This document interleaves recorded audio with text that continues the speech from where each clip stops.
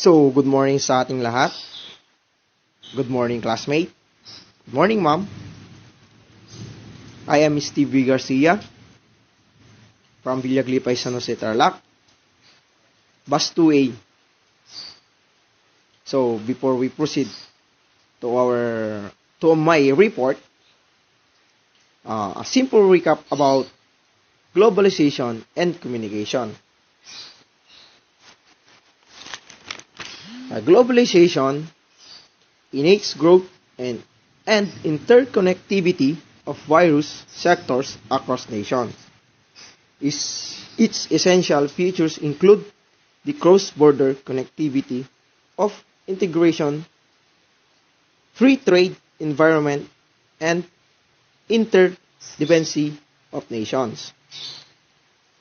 So, sa communication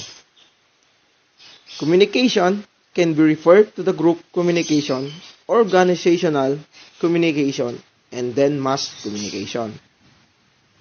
So, the title of my report is The Impact of Globalization and Communication. The impact of globalization and communication, it helps you to increase business and opportunities, remove cultural barriers, and develop global village.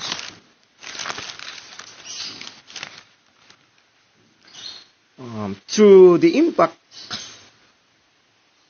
or influence of globalization into our past decades, it affected the communication.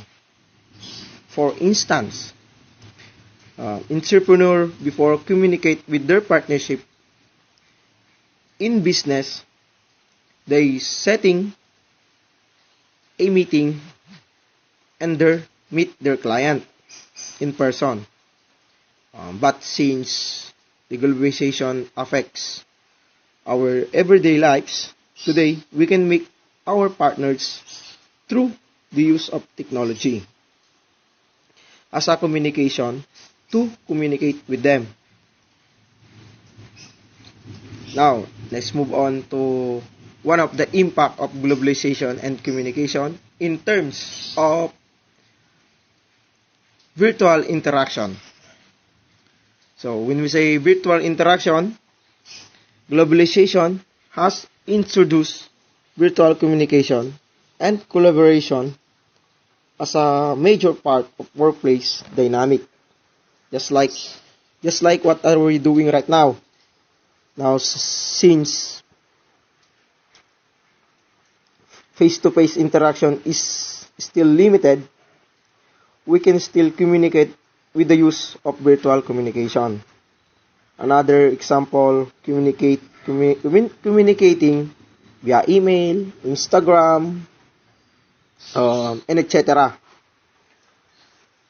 And holding a virtual meeting, for instance, team member.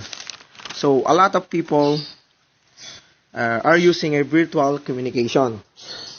And their transaction with their business for one place to another. So, yung mga ibang BPO company, yung mga ibang call center agent natin, they work from home.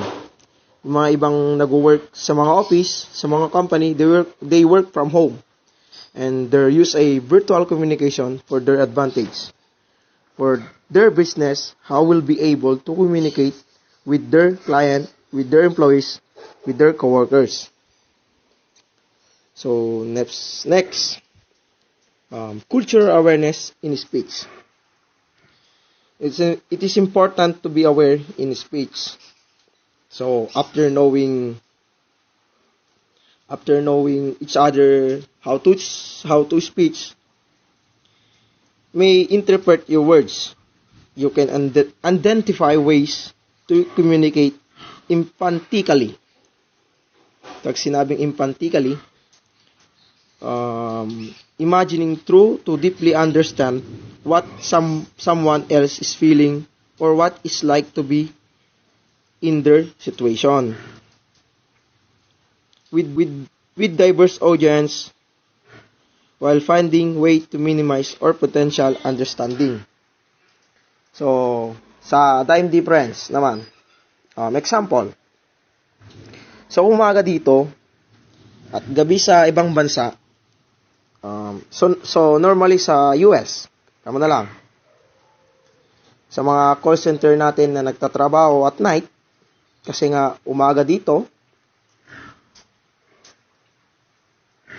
at gabi doon, we work at night yung mga agent natin. For us to be able to provide service sa mga customer nila at client nila from abroad. So, jump muna tayo sa social awareness. Punta muna tayo sa availability of information.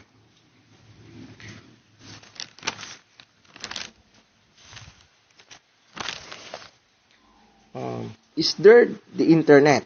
So, pag sinabi kasing availability of information, yung bang pagiging ma-impormasyon mo sa isang bagay. Dahil nga meron ng technology na ginagamit natin, especially sa Facebook, nakakakalap tayo ng mga information doon. Not only Facebook, Google. We can use our Google. We can use our searching engine. It's up to you. And also, we can contribute by posting in information. Kagaya nga sinabi ko, meron ng Facebook, napapanood na natin yung mga gusto natin panoorin doon.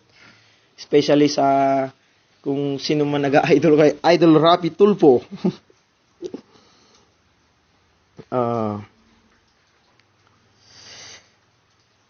Na pwede nating i-share sa social media. Kagaya nga sinabi ko kanina,